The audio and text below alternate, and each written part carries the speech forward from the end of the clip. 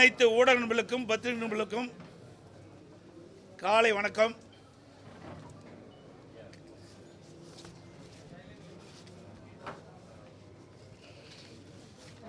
கழக நிறுவன தலைவர் பாரத ரத்னா புரட்சி தலைவர் டாக்டர் எம்ஜிஆர் அவர்களின் 109வது பிறந்தநாள் விழா தமிழக அனைவருக்கும் மகிழ்ச்சி தரும் ஒரு பொன்னான நாள்.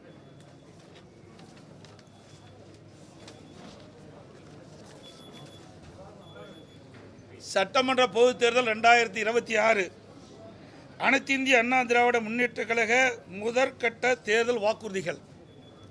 தமிழ்நாட்டின் 17வது சட்டமன்ற பேரவைக்கான பொது தேர்தல் விரைவில் நடைபெற உள்ளதை முன்னிட்டு மக்கள் நலன் ஒன்றை மட்டுமே குறிக்கோளாக கொண்டு செயல்பட்டு வரும் அனைத்து இந்திய அண்ணா திராவிட முன்னேற்ற கழகத்தின் சார்பில் அளிக்கப்படும் முதல் கட்ட தேர்தல் வாக்குறுதிகள்.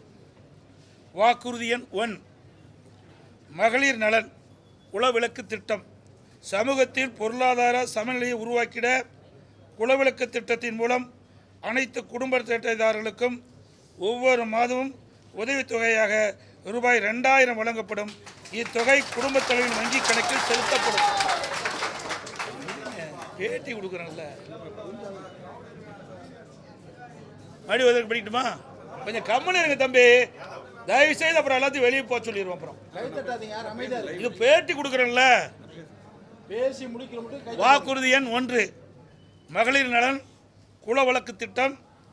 சமூகத்தில் பொருளாதார சமநிலையை உருவாக்கிட குலவிளக்கு திட்டத்தின் மூலம் அனைத்து குடும்ப அட்டைதாரர்களுக்கும் ஒவ்வொரு மாதமும் உதவித்தொகையாக ரூபாய் 2000 வழங்கப்படும்.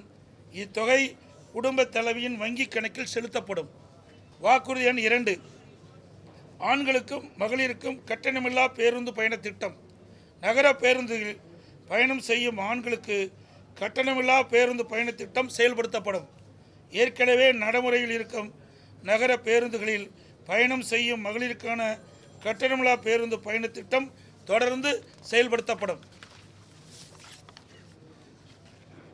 அறிவிப்பு எண் 3, அனைவருக்கும் வீடு அம்மா இல்லம் திட்டம். அம்மா இல்லம் திட்டம் மூலம் கிராமப்புறங்களில் குடியிருப்பதற்கு சொந்த வீடு இல்லாதவர்களுக்கு அரசே இடம் வாங்கி கான்கிரீட் வீடுகள் கட்டித்தரப்படும். அதேபோல் நகரப்பகுதியில் சொந்த வீடு இல்லாதவர்களுக்கு அரசே இடம் வாங்கி அடுக்குமாடி வீடுகள் கட்டி அம்மா இல்லம் திட்டம் மூலம் விலையில்லாமல் வழங்கப்படும். அதை போலவே ஒரே குடும்பத்தில் வசிக்கும் பட்டியலின மக்கள் அவர்களுடைய மகன்கள் திருமணமாகி தனி குடித்தனம் செல்கின்ற போது அரசே இடம் வாங்கி அவர்களுக்கு கான்கிரீட் வீடுகள் கட்டித்தரப்படும். அறிவிப்பு 4, 100 நாட்கள் வேலை வாய்ப்பு திட்டம் 150 நாட்களாக உயர்த்தப்படும். 100 நாட்கள் வேலை வாய்ப்பு திட்டம் 125 நாட்களாக உயர்த்தப்படும் என்று மத்திய அரசு அறிவித்துள்ளது. கிராமப்புறங்களின் வளர்ச்சிக்கான இத்திட்டம் 150 நாட்கள் வேலைவாய்ப்பு திட்டமாக உயர்த்தப்படும். அறிவிப்பு 5, அம்மா இருசக்கர வாகனம் வழங்கும் திட்டம். மகளிருக்கு ரூபாய் 25,000 மானியத்துடன் 5 லட்சம் மகளிருக்கு அம்மா இருசக்கர வாகனங்கள் வழங்கப்படும்.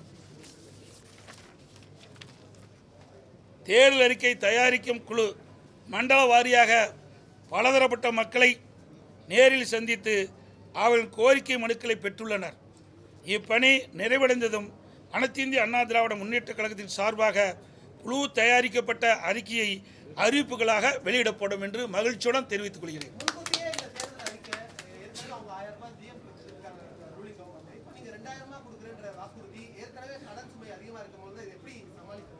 அவர்களுக்கு திறமை இல்லை, எங்களுக்கு திறமை இருந்தது. நாங்கள் ஆட்சி செய்கின்ற பொழுது 5,18,000 கோடி தான் கடன் இருந்தது. எந்த சூழ்நிலை? ஒரு ஆண்டு கொரோனா காலத்தில் கூட அரசுக்கு வரி வருவாய் இல்லாத நேரத்தில் கூட கொரோனாவுக்கு 40,000 கோடி செலவு செய்தோம். நாங்கள் திறமையாக நிதி கையாண்டு நிதி சுமை இல்லாமல் நிதி சுமை குறைவாக இருக்கின்ற சூழ்நிலை நாங்கள் உருவாக்கி தந்திருக்கிறோம். ஆனால் திராவிட முன்னேற்ற கழக அரசு பொறுப்பேற்ற பிறகு இந்த நிதி மேலாண்மை அமைப்பை ஏற்படுத்தி நிபுணர் குழு அமைக்கப்பட்டு அந்த நிபுணர் குழு மூலமாக கடன் குறைக்கப்படும், வருவாய் உயர்த்தப்படும் சொன்னாங்க. ஆனால் அதுக்கு நேர்மாறாக நிபுணர் குழு அமைக்கப்பட்டபோது கடன் தான் அதிகரிச்சிருக்குது. சுமார் இந்த ஆட்சி முடிகின்ற தருவாயில் 5.5 லட்சம் கோடி கடன் இருக்கின்ற ஒரு சூழ்நிலை ஏற்பட்டுள்ளது.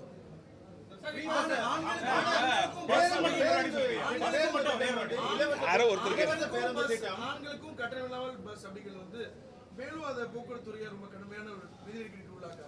அதுதான் நான் சொல்றேன்ல, நிர்வாக திறமை இருந்தால் எல்லாமே சமாளிக்கலாம். நிர்வாக திறமையற்ற சிரிக்கின்ற பொழுதுதான் இந்த கடன் சுமை அதிகரித்துக் கொண்டே இருக்கின்றது. அதையெல்லாம் இன்னும் அதாவது 2ஆம் கட்ட தேர்தலுக்கு முழுமையாக வெளியிடுகின்ற பொழுது இன்னும் பல அறிவிப்புகள் வெளியிடப்படும். இப்போ எங்களுடைய தேர்தல் அறிக்கை தயாரிக்க குழு ஒவ்வொரு மண்டலமாக போயிட்டுருக்குறாங்க, மக்கள்கிட்ட மனு வாங்கிட்டு இருக்கிறாங்க. இப்போ இன்னும் கோயம்புத்தூர் மண்டலத்துக்கு போகலை. அங்கே போய் பலதரப்பட்ட மக்களையும் சந்தித்து அவருடைய கருத்துக்களை விண்ணப்பம் மூலமாக பெற்று அதையெல்லாம் சேகரித்து அந்த அறிக்கையாக தயாரிக்கப்பட்டு அது ஆய்வு செய்யப்பட்டு அதை அடிப்படையில் மக்கள் என்னென்ன நினைக்கின்றார்களோ அதை எங்களுடைய தேர்தல் அறிக்கையில் இடம்பெறும்.